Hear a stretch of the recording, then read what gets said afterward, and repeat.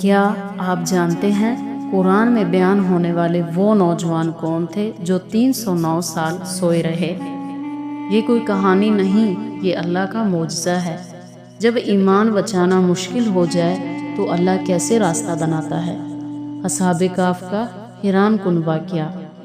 محمد بن اسحاق اور دوسرے اہل علم نے نقل کیا ہے کہ ملک روم میں دقیانوس نامی ایک بت پرست بادشاہ تھا جو بڑا ظالم اور جبار تھا۔ اپنی رعایا کو بت پرستی پر مجبور کرتا تھا اور زبردستی ان سے بتوں کو سجدہ کراتا۔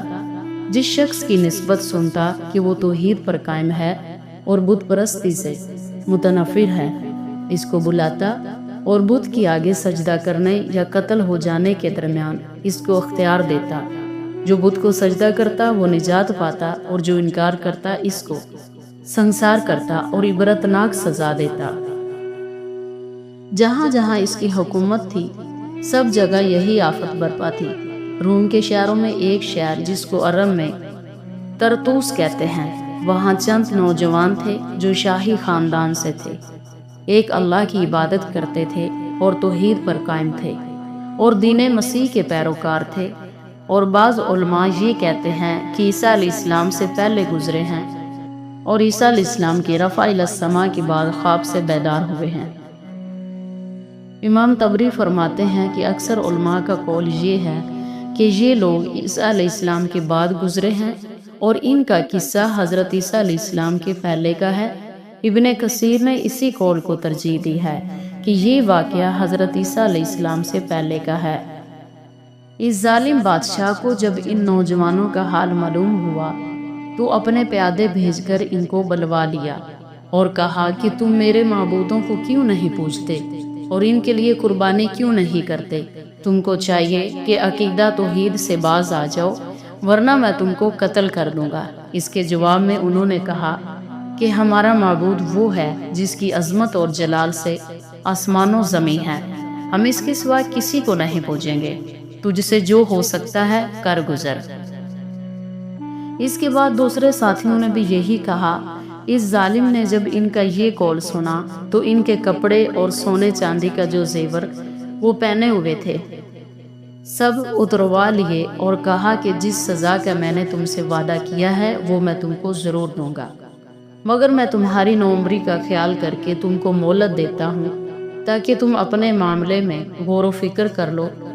اچھا اب تم جاؤ، اگر تم نے عقل سے کام لیا تو بہتر، ورنہ تمہاری سزا قتل ہے۔ یہ کہہ کر وہ ظالم کام سے دوسرے شہر میں چلا گیا، اور جب یہ نوجوان اس سے جدا ہوئے تو آپس میں مشورہ کر کے یہ طے کیا کہ سب اپنے اپنے باپ کے گھر سے کافی مقدار میں خرچ لے لیں، پھر اس میں سے کچھ خیرات کریں اور باقی کو بطور توشہ اپنے ساتھ رکھیں اور شہر کے قریب جو پہاڑ ہے اس کے غار میں جا کر چھپ جائیں اور وہیں رہ کر اپنے خدا کی عبادت کرتے رہیں۔ چنانچہ وہ سب اس رائے پر متفق ہو گئے تو اس میں سے ہر ایک نے اپنے باپ کے گھر سے خرچ لیا، کچھ اس میں سے خیرات کیا اور باقی کو اپنے ساتھ لے کر غار کی طرف روانہ ہوئے۔ راستے میں سے ایک چرواہا اور چرواہے کا کتا بھی ان کے پیچھے پیچھے ہو لیا۔ کافی دفعہ انہوں نے اس کتے کو ہٹایا لیکن وہ نہ ہٹا اور اس نے ان کا پیچھا نہ چھوڑا۔ خدا تعالیٰ نے اس کتے کو بولنے کی قوت دی، وہ بولا کہ تم مجھ سے نہ ڈرو، میں خدا کے دوستوں کو دوست رکھتا ہوں اور میں تمہاری حفاظت اور پاسبانی کروں گا۔ جب پہاڑ کے پاس پہنچے تو وہ چرواہا بولا کہ میں اس پہاڑ کے ایک غار کو جانتا ہوں کہ ہم اس میں پناہ لے سکتے ہیں۔ متفق ہو کر سب اس غار کی طرف روانہ ہوئے اور غار میں پہنچ کر نماز اور تسبیح اور تحمید میں مشغول ہو گئے۔ ان میں سے ایک کا نام تملیخہ تھا، اس کے پاس سب نے اپنا خرچ جمع کروا دیا۔ وہ رات کو چھپ کر اور بیس بدل کر شہر میں جاتا اور ان کے لیے کھانا لاتا اور شہر کی خبریں ان تک پہنچاتا۔ جب دقیانوس اپنے کام سے فارغ ہو کر پھر شہر واپس آیا تو اس نے ان 7 نوجوانوں کی تفتیش کا حکم دیا۔ تو اس آدمی کو جو ان کا ساتھی کھانا لینے جاتا تھا جب یہ معلوم ہوا کہ سرکاری طور پر ہماری تلاش ہو رہی ہے اور ہمارے اعضاء و اقارب کو مجبور کیا جا رہا ہے کہ ہمارا پتہ بتائیں، تو اس ساتھی نے یہ معلوم کر کے تھوڑا کھانا اپنے ساتھ لے کر اپنے ساتھیوں کے پاس آیا اور سارا حال بیان کیا اور بتلایا کہ وہ ظالم پھر شہر میں آ گیا ہے اور اس نے ہماری تلاش کا حکم دیا ہے۔ یہ سنتے ہی سب گھبرا کر سجدہ میں گر پڑے اور اللہ تعالیٰ سے دعا مانگی کہ اے اللہ اس ظالم کے فتنہ سے ہم کو پناہ دے۔ دعا سے فارغ ہو کر وہ آپس میں باتیں کرنے لگے اور ایک دوسرے کو تسلی دینے لگے۔ اللہ تعالیٰ نے دفتن ان سب پر نیند طاری کر دی اور سب سو گئے اور کتا غار کے منہ پر اپنے بازو پھیلا کر سو گیا۔ اگلے روز دقیانوس نے ان کو تلاش کیا مگر وہ نہ ملے۔ بڑی تحقیق کے بعد کسی ذریعے سے یہ معلوم ہوا کہ وہ نوجوان شہر کے قریبی پہاڑ کے کسی غار میں جا چھپے ہیں۔ غرض یہ کہ بادشاہ دقیانوس ان کی تلاش میں نکلا اور اس غار کے منہ تک پہنچ گیا، مگر اس پر کچھ ایسا رعب اور دہشت طاری ہوئی کہ بادشاہ اور اس کے ہمراہیوں میں سے کوئی اندر داخل نہ ہو سکا۔ اللہ تعالیٰ نے اپنے نیک بندوں کو اس ظالم سے مخفی رکھا۔ دقیانوس کو جب ان کا کچھ پتہ نہ چلا تو اللہ تعالیٰ نے اس کے دل میں یہ بات ڈال دی کہ اس غار کے منہ کو بند کرا دیا جائے تاکہ بھوک اور پیاس سے تڑپ تڑپ کر اسی کے اندر مر جائیں، اور یہی غار جس میں انہوں نے پناہ لی ہے وہیں ان کی قبر بن جائے۔ دقیانوس کا یہ خیال تھا کہ وہ اندر جاگ رہے ہیں اور جو کچھ ان کے ساتھ کیا جا رہا ہے اس کا ان کو علم ہے، مگر اس کو یہ معلوم نہ تھا کہ وہ اندر سو رہے ہیں اور وہ کروٹیں بدل رہے ہیں۔ حافظ عسقلانی فرماتے ہیں کہ جب باوجود تلاش کے اصحاب کہف کا پتہ نہ چلا تو بادشاہ نے حکم دیا کہ ان سب کے نام ایک تختی پر لکھ کر خزانے میں محفوظ کر دیے جائیں۔ غرض یہ کہ وہ ساتوں جوان غار میں جا کر چھپ گئے اور کسی کو ان کا پتہ نہ چلا۔ اللہ تعالیٰ نے ان جوانوں کو ایسا سلایا کہ مسلسل 300 سال تک سوتے رہے، جیسا کہ اللہ نے قرآن پاک میں بھی ارشاد فرمایا ہے۔ اس زمانے میں دقیانوس بھی مر گیا اور اس کا قرن بھی گزر گیا، اور اس کے بعد یکے بعد دیگرے بہت سے بادشاہ آئے اور دنیا سے رخصت ہوئے، مگر اصحاب کہف 309 برس تک راحت و آرام سے اس غار میں پڑے سوتے رہے۔ جب ان کی بیداری کا وقت قریب آیا تو ایک ایسا بادشاہ آیا جو عابد بھی تھا اور عادل بھی تھا اور بتوں کو توڑتا تھا۔ اس کے دور حکومت میں اصحاب کہف 300 سال کی طویل نیند سے بیدار ہوئے۔ غار والے جب بیدار ہوئے تو ان کو یہ معلوم ہوا کہ ہم معمولی نیند سے بیدار ہوئے ہیں، اور سمجھے کہ شاید ایک دن یا آدھا دن سوئے ہیں، حالانکہ اس عرصہ دراز میں ملک کی کایا پلٹ چکی تھی اور نہ وہ حکومت رہی تھی نہ وہ بادشاہ رہا۔ خواب سے بیدار ہوتے ہی نماز پڑھنے کھڑے ہو گئے۔ جب نماز سے فارغ ہوئے تو بھوک محسوس ہوئی تو انہوں نے اپنے ایک ساتھی کو کھانا لینے کے لیے بھیجا۔ وہ دقیانوس کے سکے کے روپے اپنے ساتھ لے کر شہر کو چلا۔ چونکہ دل میں دقیانوس کا خوف سوار تھا، یہ معلوم نہ تھا کہ دقیانوس کو مرے 300 برس گزر چکے ہیں اور اس عرصہ میں کتنی حکومتیں بدل چکی ہیں، اور وہ ڈرتا ڈرتا شہر میں داخل ہوا۔ دیکھا کہ شہر کا رنگ بدلا ہوا ہے، جا بجا اہل ایمان پر نظر پڑی۔ یہ منظر دیکھ کر خیال ہوا کہ شاید یہ وہ شہر نہیں۔ اسی طرح حیران پریشان پھرتا رہا۔ بالآخر ایک جوان سے پوچھا، کیا جوان اس شہر کا کیا نام ہے؟ اس نے کہا طرطوس ہے۔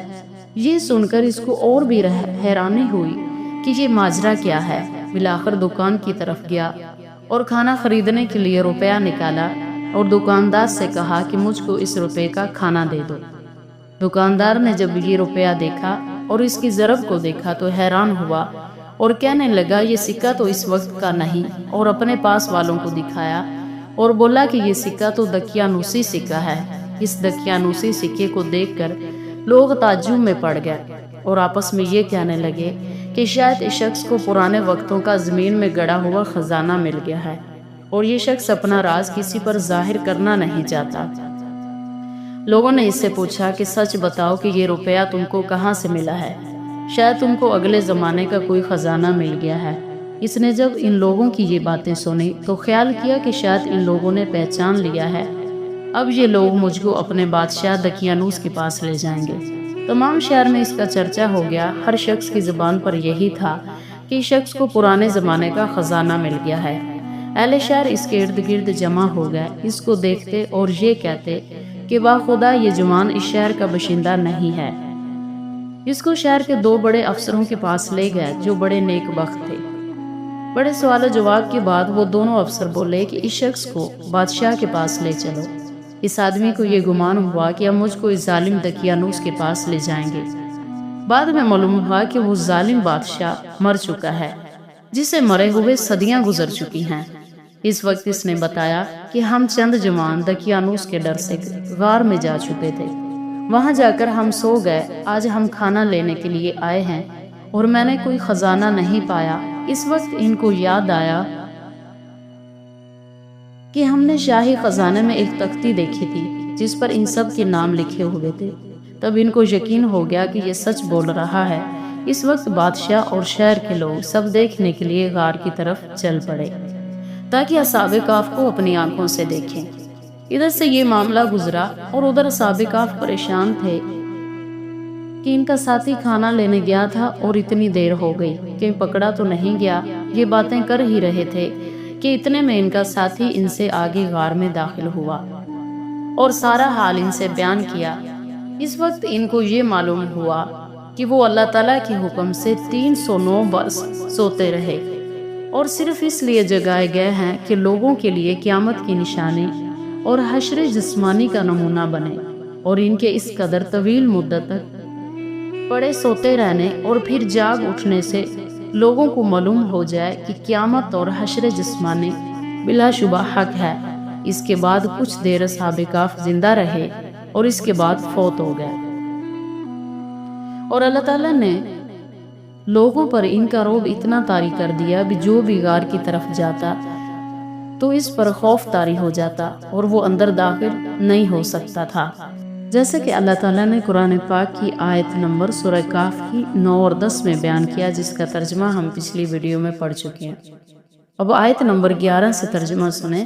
اللہ تعالیٰ نے فرمایا، پس ہم نے ان کے کان غار میں کئی سالوں تک بند کر دیے، پھر ہم نے انہیں اٹھایا تاکہ جانچیں کہ دونوں گروہوں میں سے کون اس مدت کو زیادہ درست شمار کرتا ہے اور وہ کتنے دن ٹھہرے رہے۔